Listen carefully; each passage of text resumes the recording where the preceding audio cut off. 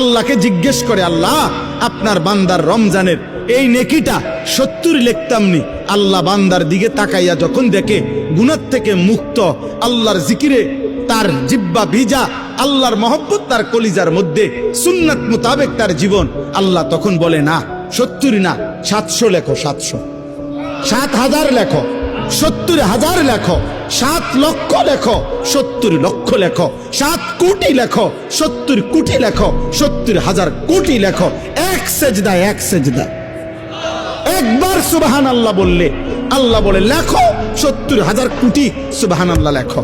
কোন কোন বেলায় আল্লাহ মহব্বতের জোশে, আল্লাহ তার মায়ায় আল্লাহ বলে, ফেরেশতা তুমি লিখো না, সাআকতুবু, আমি আল্লাহ নিজেই লিখবো। এই নেকি তুমি দিয়া পারতা না, আমি দেবো আমার বান্দার নেকি।